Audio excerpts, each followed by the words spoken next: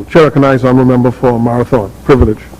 Thank you, Mr. Speaker. Mr. Speaker, before I commence, I'd also like to congratulate you and your team for holding a successful conference.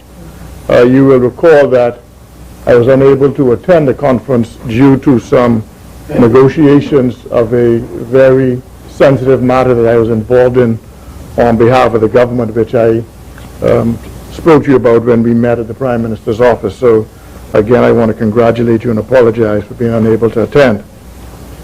Mr. Speaker, let me start by saying I support the comments of the member for Fox Hill. I am free to say in this place whatever I want, subject only to the rules of this place and you, Mr. Speaker. You and you alone can stop me from speaking in this place. Mr. Speaker, the Constitution also gives rights to me and every member in this place. Further, it gives us rights to create laws so that we can speak freely in this place. That too is a fundamental right. The right has been guarded very jealously for centuries, so jealously that a king lost his head when he tried to interfere with that right. The days of beheading are gone in the Westminster system, Mr. Speaker, but the principle still holds true today, and this House always has remedies at its disposal for anyone who chooses to interfere with the freedoms that we have enjoyed in this place for centuries. Mr. Speaker, there is a legal axiom that equity does not act in vain. It means that the court should not and will not make an order that it cannot enforce. In my humble and legal opinion, the ruling of Justice Charles is one such order. It cannot be enforced.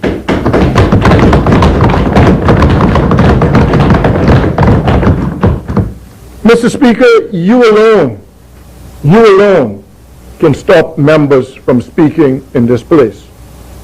So just as the other side is confident that the order will be upheld in the higher courts, I am even more confident than they are that this judgment and these orders will be overturned in the higher courts, Mr. Speaker. Mr. Speaker, my confidence comes from this fact, that it appears that central to the claim is that I committed some breach of someone's right, and that in a wild and unsubstantiated claim that I used illegal means to obtain the information I tabled in this place. I reviewed the judgment, and the judgment seems to hinge on this unsubstantiated position. Mr. Speaker, I've said before, and I'll say it again, I never, ever engaged in any illegal activity to obtain information I read and tabled in this place. Having reviewed the judgment, there is no evidence at all that was produced to show or prove that I obtained information illegally. Nothing. Nada. Zilch. Mr. Speaker, I am therefore at a loss as to how the court came to such a ridiculous conclusion, that I obtained information through illegal means. I am under no requirement by law to reveal how I received the information. None. He who asserts must prove. There is no more basic tenet in law. If you make an assertion, prove it. Mr. Speaker, what is interesting about this case is that at no time was it ever asserted that what I said in this place or outside this place was untrue. Who told you that? Never. You would have thought that would have been the assertion. Never an assertion that what I said in this place or outside this place was untrue. Mr. Speaker, the claim was wisely never brought against me in my personal capacity as a member of Parliament, but was brought against my office as a cabinet minister. Further, it was wisely brought against me in my capacity as a cabinet minister, not for speaking an untruth, but the bogus claim that I obtained the information illegally. Had the claim been brought against me personally and claimed that I had stated in this place or outside this place something that was untrue, I would have been forced to support my claim with evidence. Obviously, that would have been a disaster for those who brought this claim and those behind the scenes, as they have done everything in their power, Mr. Speaker, to silence me, the member for Fitzgerald, this House, and indeed members of the media with regard to the revelations I made in this place. Mr. Speaker, you recall when I first spoke on this matter in this place, I took the accusation by Mr. Lewis Bacon that I had committed a criminal offense very seriously. I invited the Committee on Privilege to call him and other persons who made such libelous and unfounded comments against me to appear before the committee and show proof. To accuse a member of this House or a cabinet minister of illegal activity is a very, very serious matter, Mr. Speaker.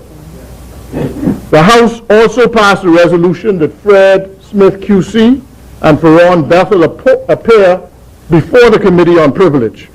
And I expect, as the member for Foxhill said, that the committee will meet and report on its findings. Mr. Speaker, I want the record to be very clear that I expect those persons who accuse me of being involved in criminal activity in this matter to appear before the committee, and if they are unable to show that I did obtain the information tabled by illegal means, if they are unable to show that, Mr. Speaker, I have every intention of pursuing every legal remedy at my disposal against those who have made these wild, unfounded, and damaging statements against me personally. Mr. Speaker, as I close, I'm reminded of three things. The old people say that God don't like ugly. And who God keeps is well kept. Right.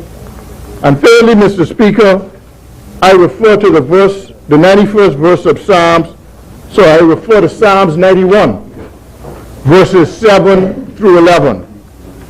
And I quote, "1,000 may fall at your side, 10,000 at your right hand, but none will come near you.